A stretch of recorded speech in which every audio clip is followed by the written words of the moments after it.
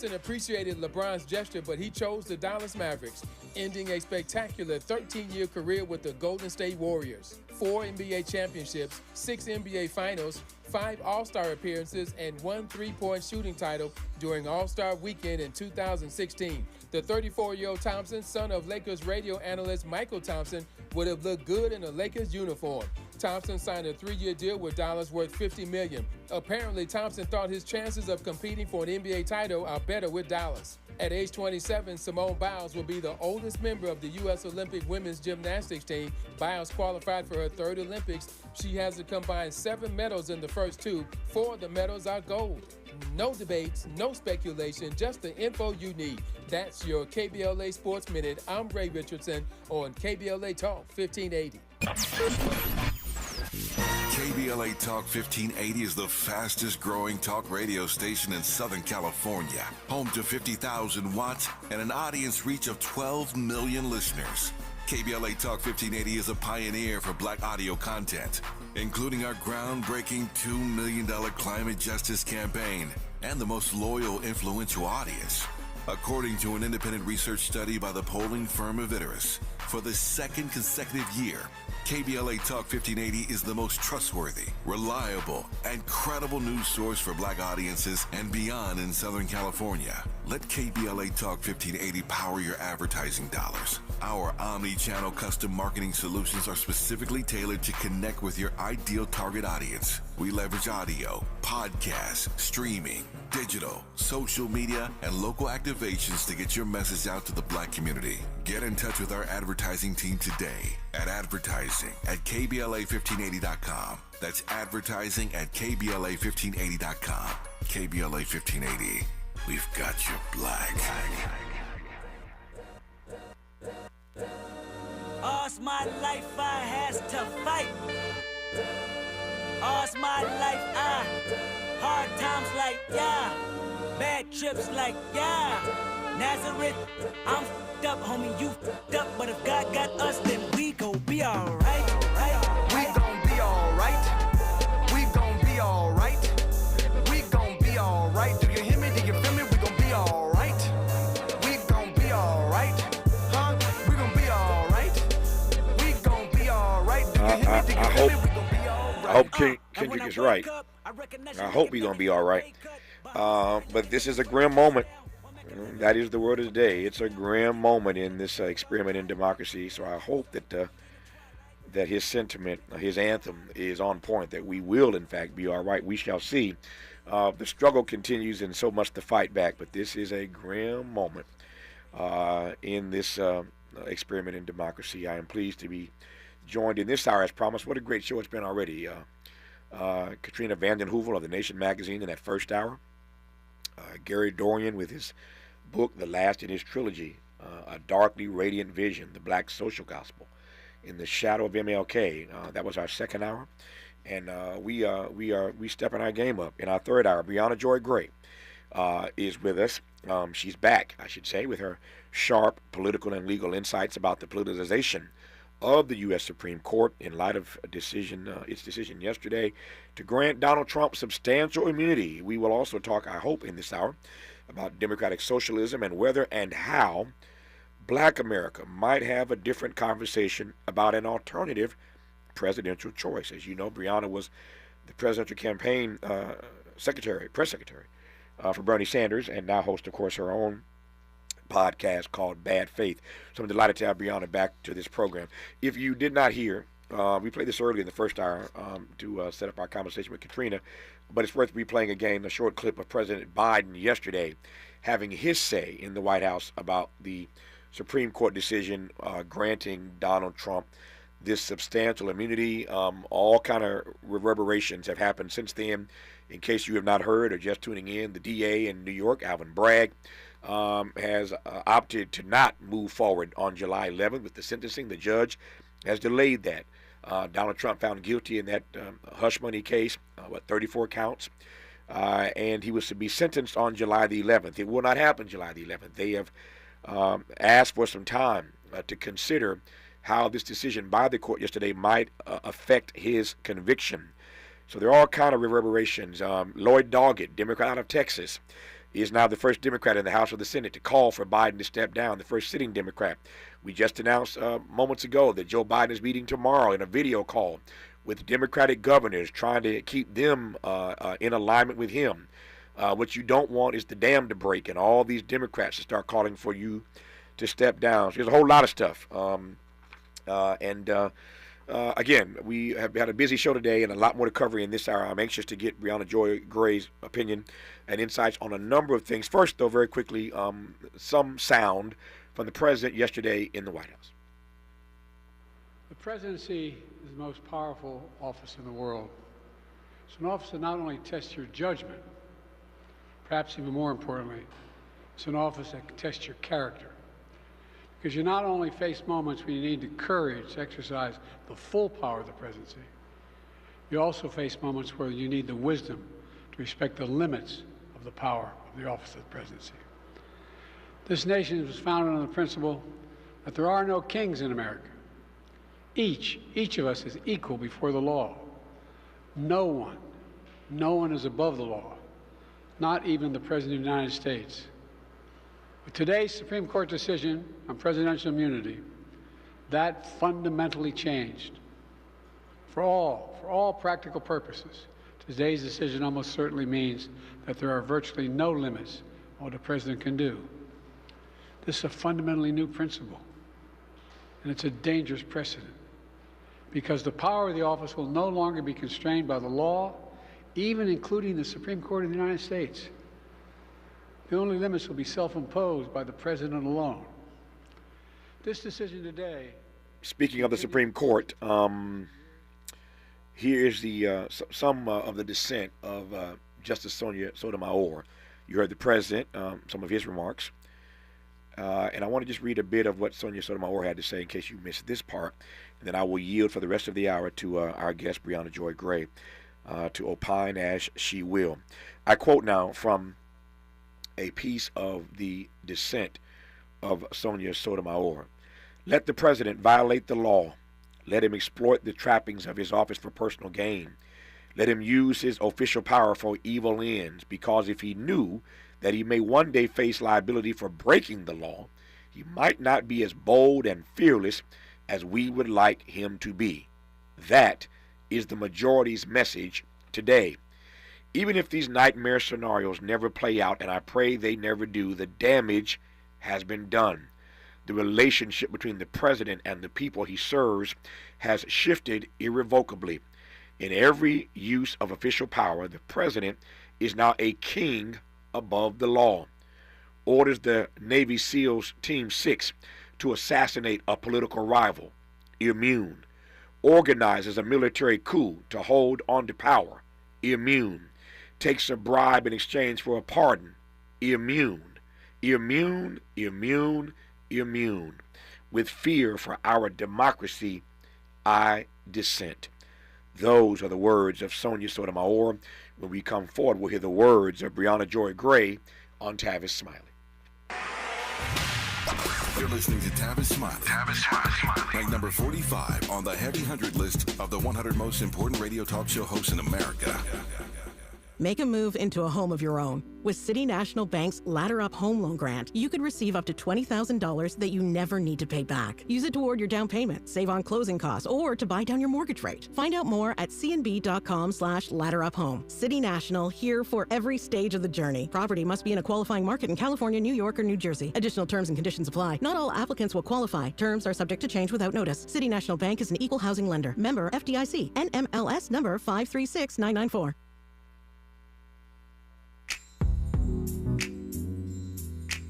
Tips to help improve basic steps for building a budget in 2024. Building a budget can help you achieve and reach your financial goals. With a budget, you can keep track of your spending, avoid and get out of debt, limit overspending, pay bills on time, and build solid savings habits. What's the best way to get started? Figure out how much to set aside for expenses, like rent, mortgage, bills, groceries, and entertainment. Understanding your past financial habits can help you make the proper adjustments for your budget. Adjusting to a budget can take time as you work to find the right balance, but keep working on it. For more financial health tips, visit chase.com or stop by a local branch. This segment is sponsored by J.P. Morgan Chase & Company.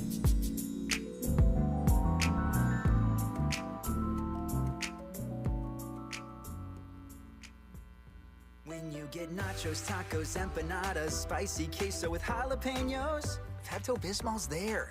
Pepto-Bismol provides fast, effective relief from nausea, heartburn, indigestion, upset stomach, and diarrhea. All the things that can happen unexpectedly on vacation. So before you travel, pack the Pepto. Pepto-Bismol. When you have nausea, heartburn, indigestion, upset stomach, diarrhea. Use as directed. Keep out of reach of children. Prescriptions require an online consultation with a healthcare provider who will determine if appropriate. Restrictions apply. See website for details and important safety information. Subscription required. Price varies based on product and subscription plan. Hey guys, did you know there's a generic form of Viagra that works just the same, but is 95% cheaper? And you can get it online? Go to hims.com/joy. Through HIMS, you'll get a free medical consultation, discreet shipping if prescribed, and the process is 100% online. To start your free online visit, go to hims.com/joy. That's HIMS.com/JOY.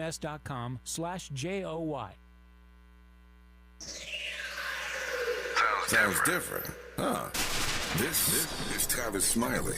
This is Tavis Smiley in conversation with Brianna Joy Gray. Brianna, good to have you back. I will extend to you the same courtesy I gave one of our earlier guests because it's such a breaking news day.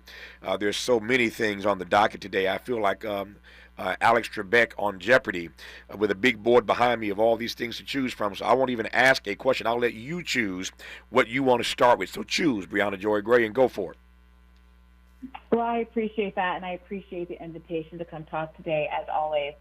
It is a huge news day, and in some ways, I don't want to lose track of how disappointing it is, I think, as an American voter, that we have been put in the position that we were put in after watching Thursday's debate, which seems to have broken the dam among the pundit class who for weeks, months, and years have been assuring us that there is no problem with Joe Biden's age, that to the extent that his age has been a news story in the past, that is simply Republican misinformation, the selectively edited videos, that he is, quote, sharp as a tack behind the scenes. And that sort of delusion was stripped away when we all saw over the course of 90 minutes President Biden really struggled to complete the answer to questions, to substantively rebut the things that Joe Biden said, to litigate the case for why democracy is at stake. And it's really raised the question, if it is in fact true, as I believe it is, that there are horrible consequences for Donald Trump being reelected, that democracy is on the ballot, why the Democratic Party would have put us in the position to have someone who was very clearly not the strongest fighter for the Democratic Party's interests in the ring. How did we get here? And to what extent is the media culpable for running cover for him all of these years? Now people are coming out saying, well, I was at a fundraiser with him recently, and he was similarly confused and ineffective there, but they're only saying it now. You're having the pundit class and other people who have been close to him now coming out and saying, well, we've had these concerns for some time, but they were not brave enough. Did not have enough integrity to do so, not just in the past weeks or months of this campaign, but earlier enough to allow Democrats the privilege, not a privilege, the right to have a primary where alternative candidates were vetted and chosen by the American public. And now we're in a space where we're having a conversation about whether or not behind closed doors the Democratic Party will select for itself an alternative nominee in a fundamentally undemocratic manner. As simultaneously we're being told that we're going to have to ultimately vote for this person to quote-unquote save democracy. It's a very, very dark moment, not just because of the prospective election of Donald Trump, but because of, I think, the revelation that the Democratic Party has not been acting in our best interest when the stakes are so high. That is a brilliant and powerful opening statement. I am not unused to that when Brianna Joy Gray joins us on this program. Let me now start my interrogation. I start with this. Tell me a bit more about your critique of the pundit class, as you put it. You are right about the fact that over the last days, people are finding their spine, as it were, and they're coming out. Whether you're talking Nick Kristof or Thomas Friedman or Maureen Dowd or the Times editorial board or Van Jones or David Axelrod. I mean, there's a long list of folks. I mentioned that Lloyd Doggett is the first sitting Democrat in the House or the Senate to come out and say that the president should step down as his party's nominee. But the pundit class has been much more vocal over the last few days. I want to just get your read on why you think that is, and then we'll talk about the Democratic bedwetting, and that's a whole other conversation. But start with the pundit class, then we'll move to the Democrats. Well, there's two things that could have happened here. One is that the Democratic Party had always worried about this. They had planned to have this debate. Remember, Joe Biden chose the timing of these debates, chose to have this debate on the earlier side because it was a testing ground for them to say, we'll see how Joe Biden does, but if he does as poorly as we think that he might, because, of course, we insiders know how bad this has gotten, know how bad he is, well, now we have time to pick a new candidate before the convention, right?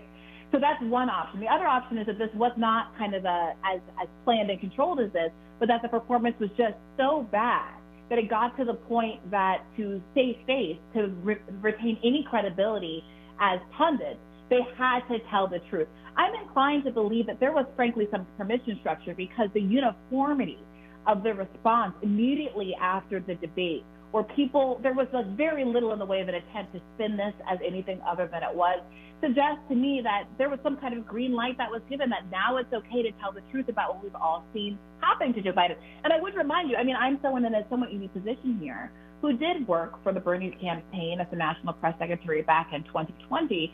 And I remember the frustration of the media back then not covering Joe Biden's sort of apparent cognitive failures at the debate 4 years ago. Remember Julian Castro at the debate then raised on the stage that Joe Biden didn't seem to be able to keep track of the question that just had been asked or answered.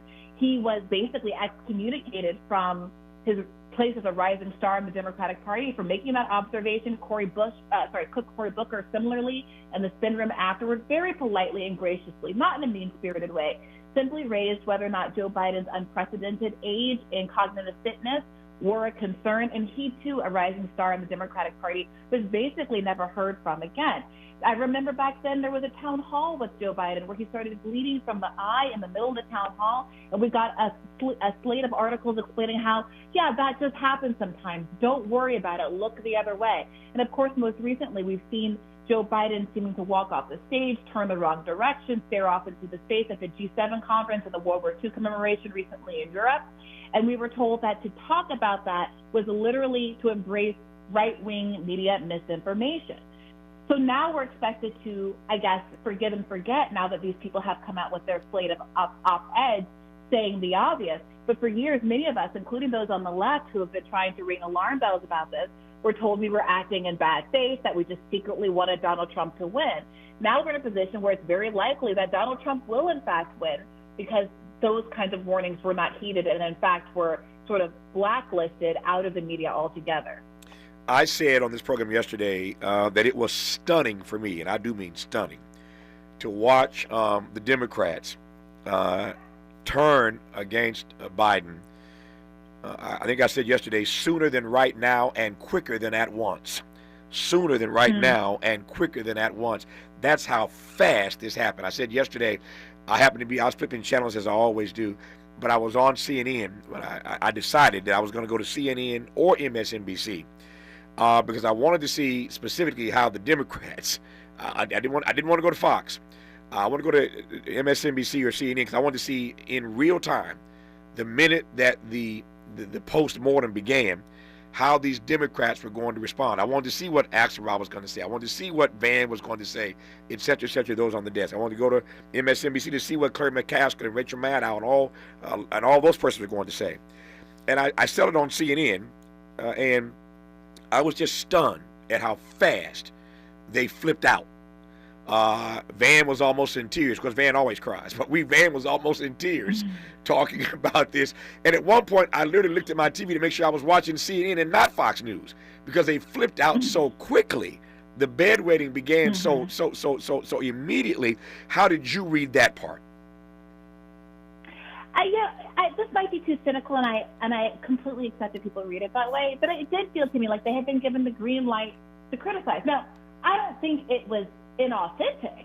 I think what was inauthentic was their restraint from making these observations before. Because again, this was nothing new. But yes, I do think that what we're witnessing is how, frankly, there is a undemocratic and inappropriate relationship between the pundit class and the Democratic Party.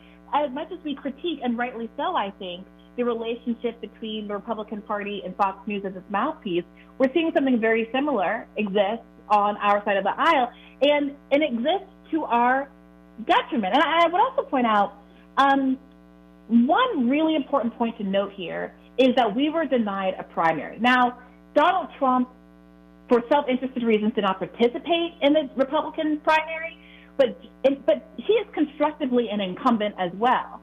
And yet the Republican Party had a primary. So if they were in this position that we're in now, they could look and say, okay, well, Nikki Haley did pretty well. Ron DeSantis was a leading candidate. We have had months of them debating each other, telling the public what their policy positions are, distinguishing themselves from each other and from Donald Trump. And now, to the extent that there is a moment to try to pick an alternative to Donald Trump, we have had some sort of a democratic process. Look what happened on our side instead. You had members of the pundit class. I'm thinking specifically of one example because this is a person who used to work for a political campaign, Simone Sanders. She obviously worked as the press secretary for Joe Biden and then for Kamala Harris, and then was granted a MSNBC show of her own. I remember watching her on that program months ago saying, there will be no primary.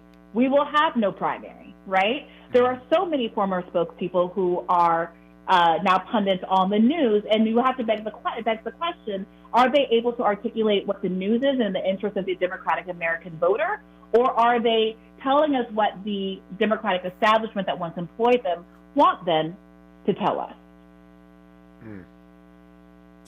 I'm pausing only because to your earlier point, to your preface, I should say, I can see how folk might find that cynical.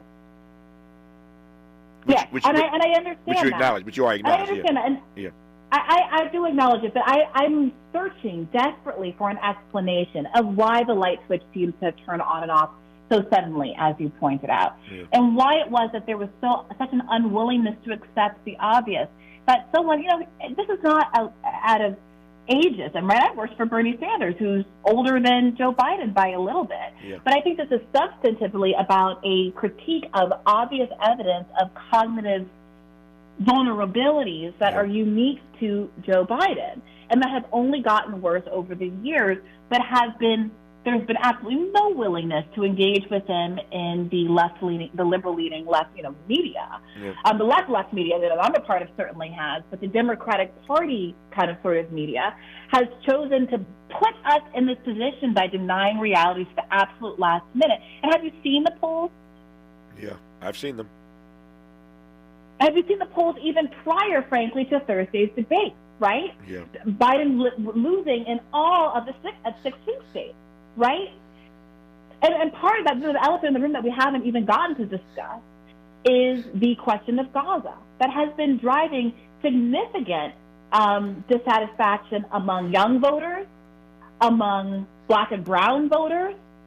And I do think that the Democratic Party, speaking of cynicism, pundits have been talking about, well, this is an opportunity to get a candidate in here with clean hands, who is not associated with some of the negativity around Gaza, where 14,000 plus children have been killed, with the support and diplomatic cover and military support of the American military. To say, well, let someone in there who doesn't have Biden's fingerprints on it. But at the end of the day, do we have an opportunity to vet these people and establish whether or not there are lines in terms of American foreign policy and are likely to continue American foreign policy in the region? Yeah, on that particular issue, let me just say right quick, because I want to circle back to two other things you said. On that issue, if Biden stands down, my view is you're not going to get any Democratic Party nominee whose point of view is going to be different on the state of Israel. You can 100%. You can write that off. So on the Gaza issue, it's going to be a total alignment with what the president's already done or not done, as it were. I put a pin in that for the moment, but I think you and I agree on that. I think we do. Do we not? Yeah. Okay, got it. 100%. Okay, not Democratic nominee. All right, now, but the other issue that came out yesterday that troubled me, and I've got about 2.5 minutes here, get your take on it, and we'll continue when we come forward. My view has always been, I was being interviewed the other day, and somebody asked me, a question, and I said the three things that have sustained me in my life and that sustain me today, what I call the 3 F's: my faith, my family, and my friends. Those are my 3 F's in that order: faith, family, and friends. And the one place you always go to for brutal honesty is your family. Even you can't be honest with yourself. If you're surrounded by folk who love you and want the best for you, your family always tells you, or should, love you enough to tell you the truth. That's what love is. It's one of the conditions of love. When you love somebody, you tell them the truth. Biden goes to his family, or his family comes to him at Camp David last weekend, and out of that comes the story yesterday that they're, one, encouraging him to stay in the race, and moreover, to fire some of his top aides. So that it wasn't our patriarch, it wasn't him, it ain't you, Pops, it's your aides who ought to be fired. How did you read that development yesterday? It's so difficult to say. I mean, ultimately, the buck stops with Biden, right? And I can imagine very easily a situation where his family raises real concerns. Are you up for this? Are you okay? I don't want you to be hurt. I don't want you to look bad in the media. I don't want you to tarnish your legacy. And he says, no, I'm going to do this. Either you love me and you support me, or you don't. And they put them in a position where it's like, okay, he's going to do it anyway. The best I can do is offer him my support. And then that gets sort of spun as his family wants him to stay in, his family is supporting him.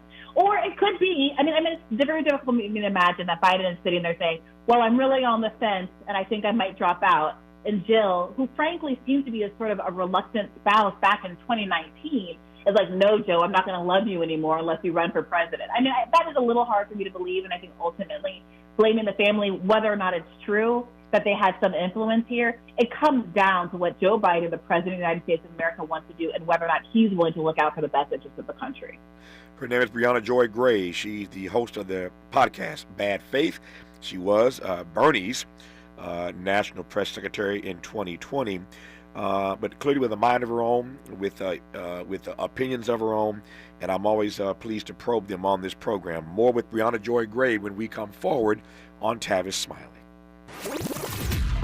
Seeking the truth, speaking the truth. This is the Tavis Smiley Show.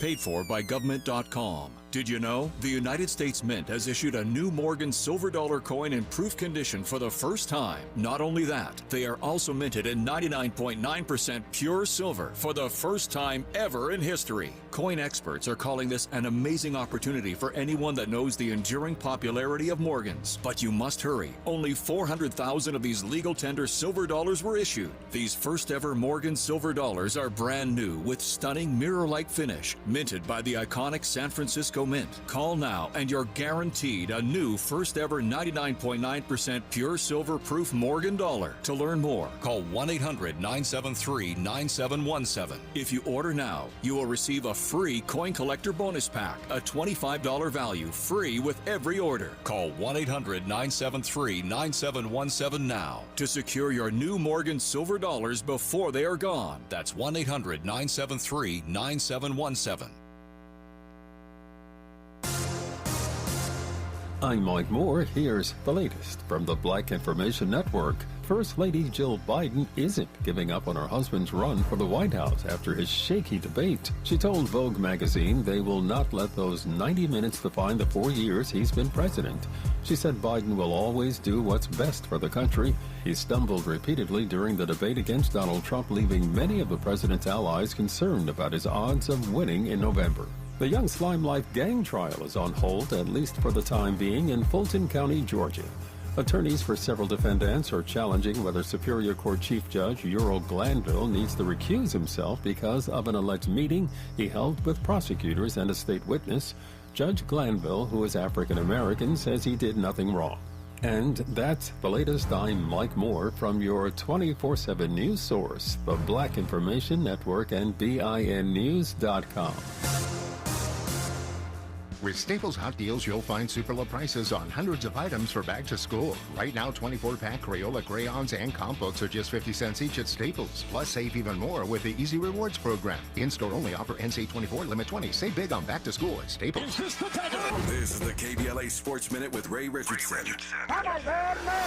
NBA sources claim LeBron made a phone call to Klay Thompson to ask him to consider signing with the Lakers as a free agent. Thompson appreciated LeBron's gesture, but he chose the Dallas Mavericks, ending a spectacular 13-year career with the Golden State Warriors. 4 NBA championships, 6 NBA finals, 5 All-Star appearances, and 1 three-point shooting title during All-Star Weekend in 2016. The 34-year-old Thompson, son of Lakers radio analyst Michael Thompson, would have looked good in a Lakers uniform. Thompson signed a 3-year deal with Dallas worth $50 million. Apparently, Thompson thought his chances of competing for an NBA title are better with Dallas. At age 27, Simone Biles will be the oldest member of the U.S. Olympic women's gymnastics team. Biles qualified for her 3rd Olympics. She has a combined 7 medals in the first 2. 4 of the medals are gold. No debates, no speculation, just the info you need. That's your KBLA Sports Minute. I'm Ray Richardson on KBLA Talk 1580. We've got a lot to talk about.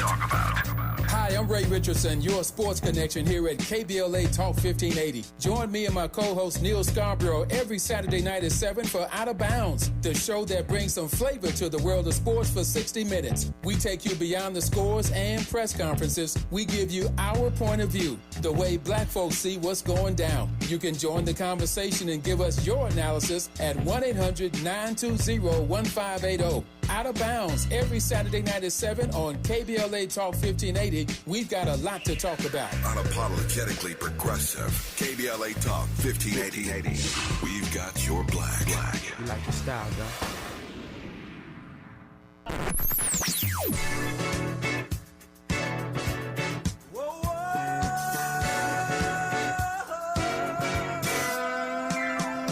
This is KBLA Talk 1580. Talk radio.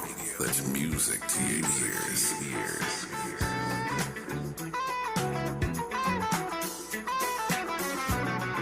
We're unapologetically progressive. KBLA Talk 1580. Celebrate July 4th with the hottest deals at Lowe's. Bring some color to your garden. Get 2 select 2 or 2.5 quart red, white, and blue annuals for $10. In-store only, excludes Alaska and Hawaii. Actual plant size and selection varies by location while supplies last. Substance use disorder and addiction is so isolating.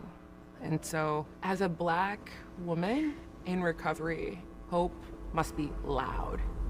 It grows louder when you ask for help and you're vulnerable. It is the thread that lets you know that no matter what happens, you will be okay. When we learn the power of hope, recovery is possible.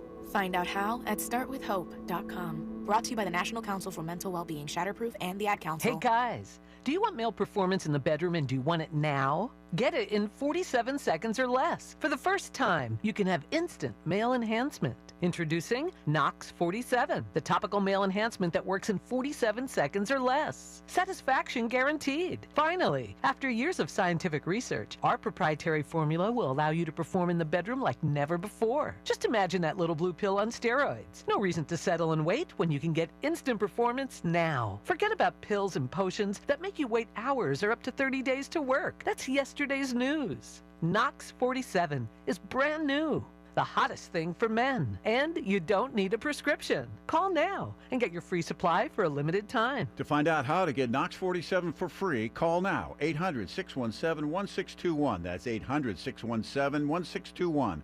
Free bottles for limited time. Call 800-617-1621. That's 800-617-1621.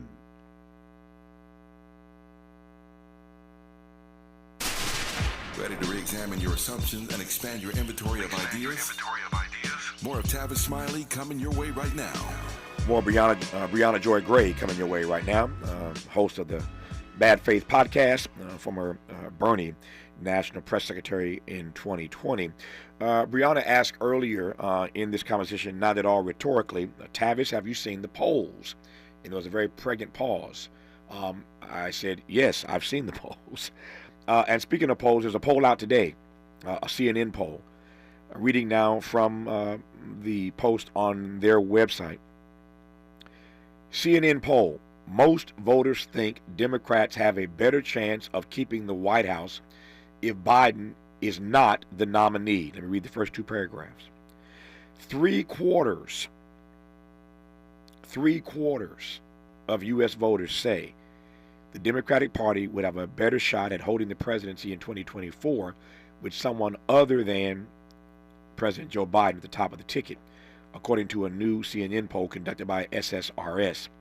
His approval rating also has hit a new low following a shaky performance in the first debate of this year's presidential campaign. In a matchup between the presumptive major party nominees, voters nationwide favor former President Donald Trump over Biden by 6 points, 49% to 43%, identical to the results of CNN's national poll on the presidential race in April, and consistent with the lead Trump has held in CNN polling back to last fall. So, according to this poll, nearly 3/4 of U.S. voters say the Democratic Party would have a better shot at holding the presidency in 2024 with someone other than Joe Biden. You heard me say earlier, if you were listening, the president has called for a meeting tomorrow, a video conference with all the Democratic governors, trying to keep them in lockstep with him.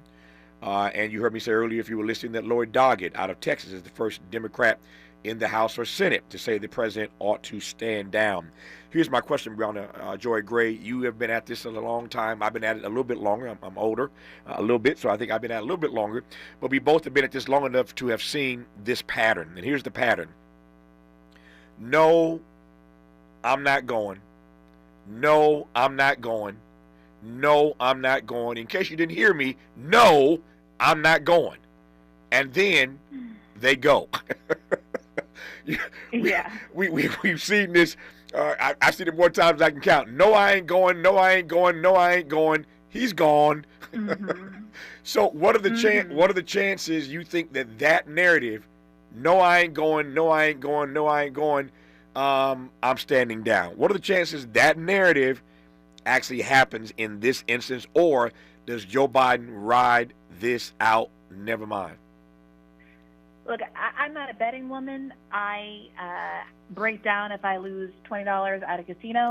But if I had to place odds on this, I'd say more likely than not, we're going to see a switcheroo. And I think that my guess is that what we're seeing is an effort to prevent the Democratic field from starting to kind of openly lobby in a truncated sort of primary public opinion process for who the public thinks should replace Joe Biden. I think they want to cut off public speculation and lobbying from folks who want to be the person, so that they can make a decision internally and basically have more control over the process behind closed doors to be revealed at the convention. Because also there's the delicacy of what to do if Kamala Harris isn't the chosen person. How do you justify that to the public? I think the kind of Democratic base is inclined to vote for whoever they pick and might grumble a little bit about passing over Kamala, but ultimately will vote blue no matter who. But the question is the Democratic Party going to start to look even worse for, again, denying the public a primary, stripping the possibility of an actual democratic process from them, and then now just appointing an alternative? If there is now weeks of public conversation of Gretchen Whitmer and other Josh Shapiro, whomever it is, kind of openly jockeying for the spot and perhaps making a good case that appeals to the American public, and then go on not to be chosen.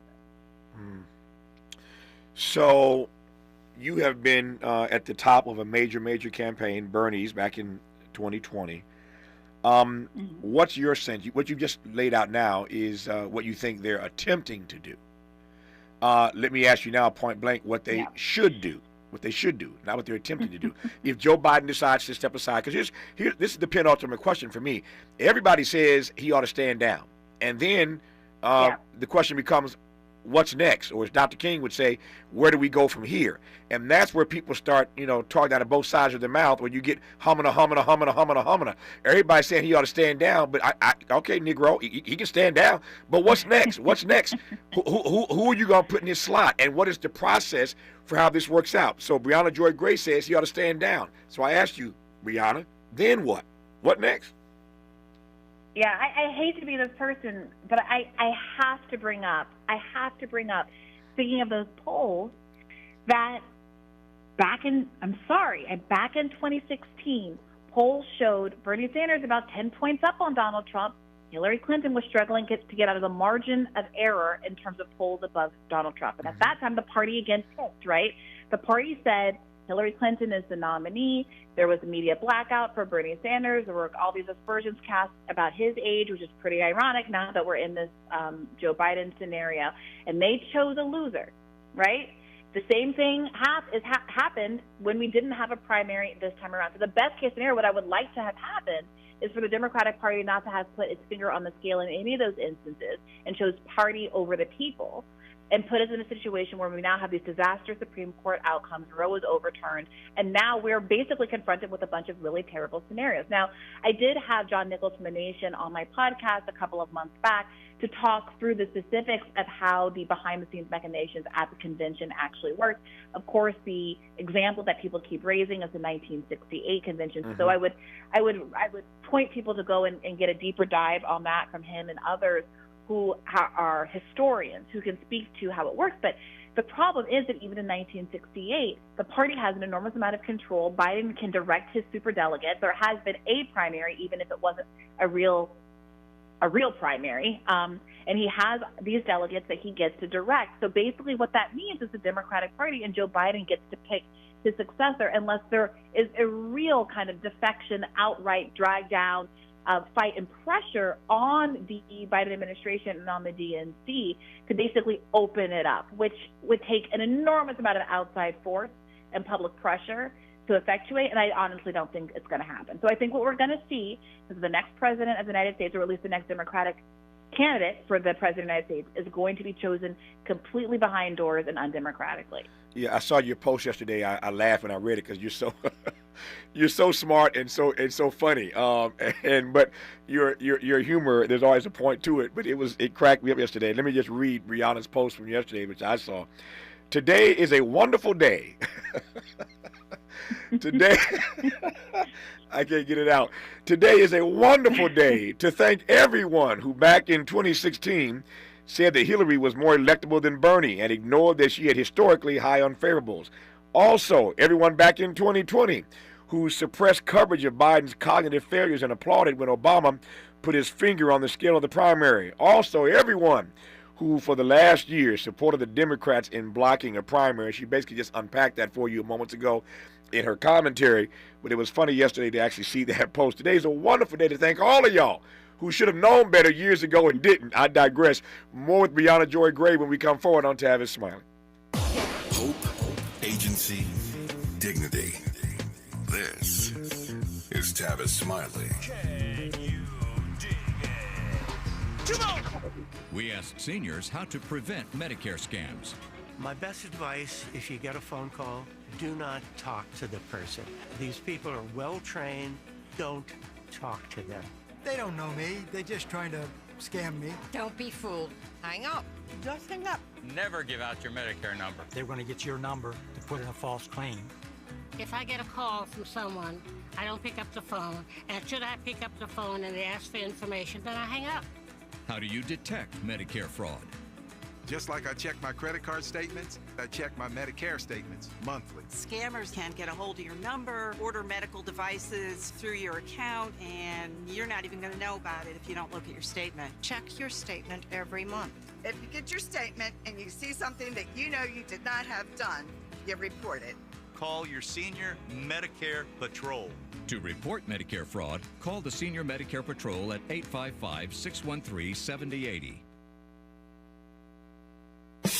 Happy anniversary, KBLA! KBLA Talk 1580 is now celebrating 3 years of amplifying our voice and uplifting our community. We deeply appreciate your support of this radio station and will always do our level best to earn your support. Here's to many more years of loving and serving our community. We're KBLA Talk 1580, and we've got your black. I know it's gonna happen without you. Securing your firearms protects lives. Pick up your free gun safety lock at select LA County libraries and hospitals. Learn more about other gun safety measures you can take to keep our families and communities safe. Visit lacountygunsafety.org or call 1-833-540-0473 for more resources on gun safety. Together, we can save lives. Paid for by government. Did you hear? A secret hoard of 1904 $20 gold Liberty coins have been found. These gorgeous 1904p gold coins are as bright and shiny as the day they were struck, and less than 500 of these gold coins are available. Coin experts are calling this secret U.S. gold coin discovery a once-in-a-lifetime opportunity, and you can own a piece of the hoard. When you call, you are guaranteed a 1904 gold Liberty struck at the iconic Philadelphia Mint. With limited availability, you must call now. These 1904 dated gold coins are still in uncirculated condition with brilliant luster. That is 120 years of history you can hold in your hand. To learn more, call 1-800-973-3083. Call now and you'll receive a free bonus, a $75 value free with every order. Call 1-800-973-3083 now to secure your 1904p $20 gold Liberty coins before they sell out. That's 1-800-973-3083.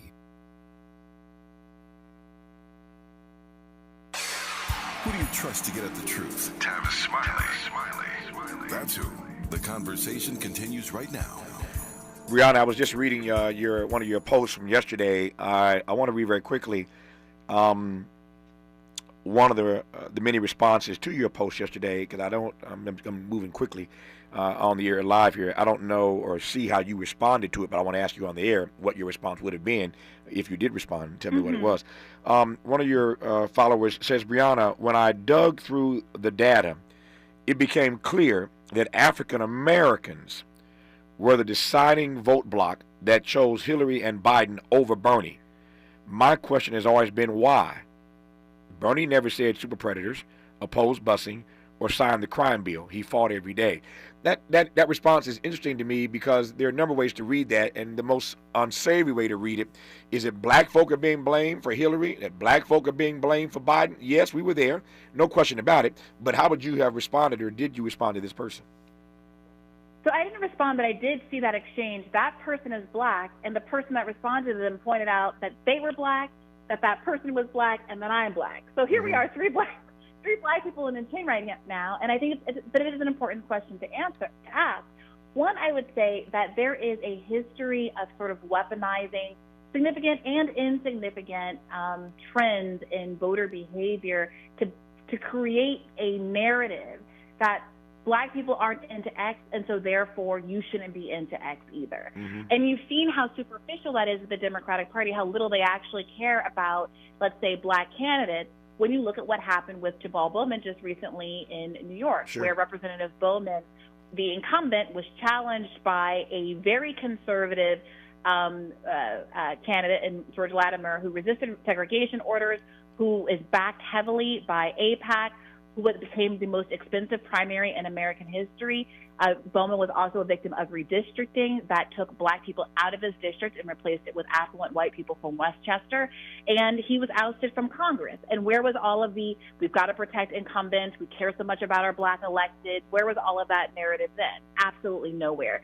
So I do think that we saw a lot of that in the Bernie campaign. Bernie was the second most popular candidate with black voters in 2020. They were basically neck and neck for much of the primary. That didn't get discussed. Bernie was overwhelmingly the outstanding favorite with Latino voters in 2020, winning Nevada with 70% of the Latino vote. And after he did that, the media said, well, we don't really know how minorities think about Bernie. We'll see what happens when we get to South Carolina, as though Latinos aren't minorities.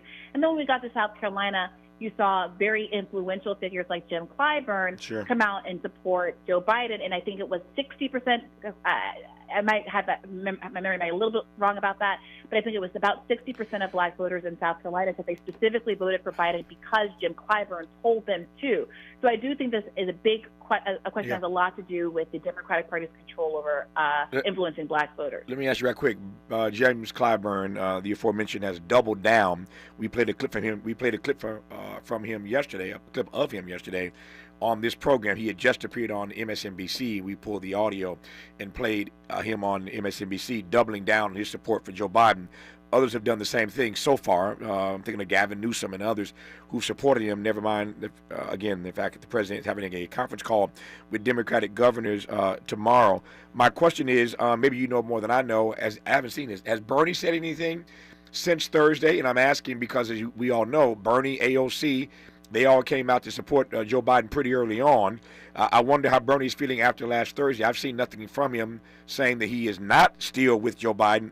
On the other hand, I haven't seen him say anything. Has he said anything? Do you know? That's a good question. I actually haven't seen anything either. Admittedly, I am on vacation and trying to unplug a little bit. I ain't mad at you. But I haven't seen anything. I will say this, though. Speaking of Barack Obama's statement that he made on Twitter and I'm sure elsewhere after Thursday night, I read it more closely. You know, initially people took it as he's coming out to say we have to stick with Joe Biden, support Joe Biden. But when you actually read word for word the statement that he made, he never actually says vote for Joe Biden, support Joe Biden. He doesn't mention Joe Biden. He says sometimes there are bad debates. We have to, democracy is on the ballot. We got to stick with the Democratic Party. You got to vote Democrat. And then at the end kind of includes the JoeBiden.com URL.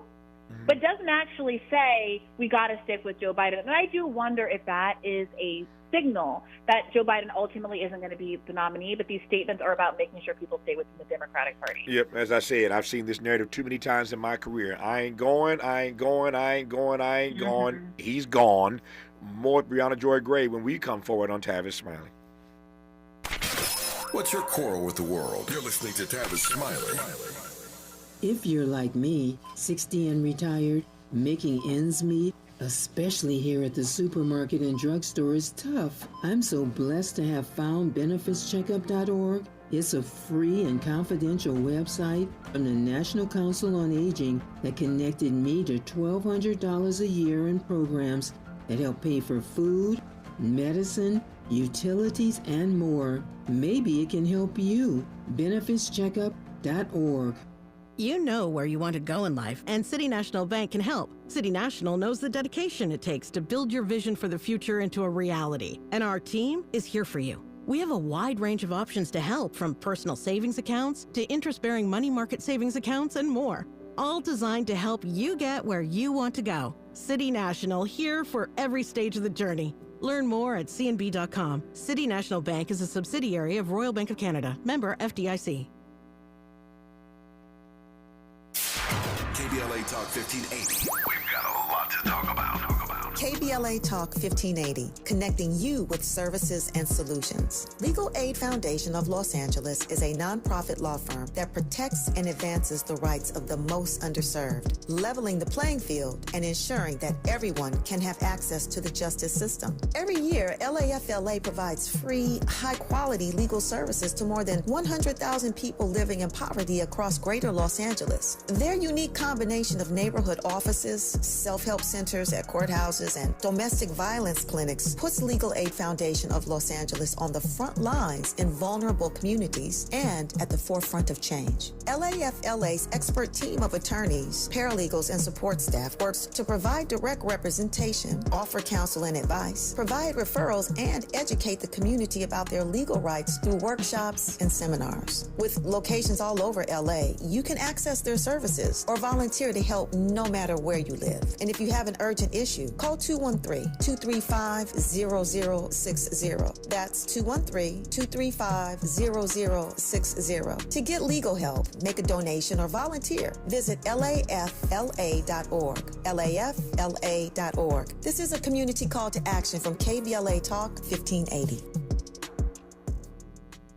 Make a move into a home of your own. With City National Bank's Ladder Up Home Loan Grant, you could receive up to $20,000 that you never need to pay back. Use it toward your down payment, save on closing costs, or to buy down your mortgage rate. Find out more at cnb.com/ladderuphome. City National, here for every stage of the journey. Property must be in a qualifying market in California, New York, or New Jersey. Additional terms and conditions apply. Not all applicants will qualify. Terms are subject to change without notice. City National Bank is an equal housing lender. Member FDIC. NMLS number 536994. Smart talk for curious people just like you. You're listening to Tavis Smiley. This is par for the course today. There's been breaking news all day today, all 3 hours of the show. Breaking news. Corinne Jean-Pierre is at the podium as I speak right now, trying to push back on the storyline of Lyle Doggett out of Texas, the first Democrat in the House of Senate, calling for the president to step down. She's wrestling with that at the podium in the White House briefing room as I speak. And this news now. President Joe Biden has scheduled his first television interview following his disastrous debate with President Trump last week that led many within Biden's own party to question whether he should be the Democratic nominee. ABC will air parts of George Stephanopoulos' interview with Biden Friday at 6:30 p.m. Eastern on World News Tonight with David Muir. The extended interview will air this Sunday on This Week with George Stephanopoulos. So George got the exclusive, and they will air parts of that, as all networks do and should, tease you a little bit. So on Friday night, they will air part of it during World News Tonight with David Muir, and the interview in its entirety will be seen this Sunday on This Week on ABC. So the president has sat down for a conversation to start not start. It already started. It started in North Carolina the next day. But now it's his first interview trying to push back on this narrative that appears to be, certainly feels like it's gaining steam. So, Brianna, I got 90 seconds left before I wrap this show and before I return you to your vacation, which I interrupted for this last hour. I'm grateful that you took the phone call. But I just close with an open-ended question. What do you see? And you take it anywhere you want to take it. As we sit here right now, what do you see? Well, look, Biden is obviously trying to rehabilitate the debate performance. He went to a kind of handshake, Waffle House thing immediately after the debate. He came back to give remarks behind a teleprompter about all of these Supreme Court holdings. And, I get why he's doing that. And there is an effort to do a little bit of spin to say, look how much better he is here in these contexts. There was a story put out that said that some aides said that he is perfectly functional before 4 p.m., and it's only later in the day that he starts to decompensate in the way that we saw on air on Thursday night. Okay, this is all a certain kind of spin, and I think the sit-down interview will be more of the same. But the question is, do we need a president who can only be good in front of a teleprompter? Do we want a president that can only respond to questions in the context of a prepped one-off news interview as opposed to taking broader questions from the press? And when we get that 3 a.m. call, that famous 3 a.m. call of an emergency in the middle of the night, do we take issue with the idea that we have a president who we already are being told doesn't function well after 4 p.m.? Yeah. This puts the notion of developing story on steroids. This is more than just a developing story. It's literally changing by the minute, by the hour. And we shall see what tomorrow brings, Lord willing, when I return to this studio and to this chair to unpack whatever the breaking news is tomorrow. But today, we thank Brianna Joy Gray for her insights as always, and we return her now to her previously scheduled vacation. Brianna, good to have you on. All the best to you. Thanks for your time. Thank you. I really appreciate it. Take care. Just like that, 3 hours gone. Back here tomorrow, as I said, Lord willing, to do it all over again. Until then, thanks for listening to Tavis Smiley, and as always, keep the faith.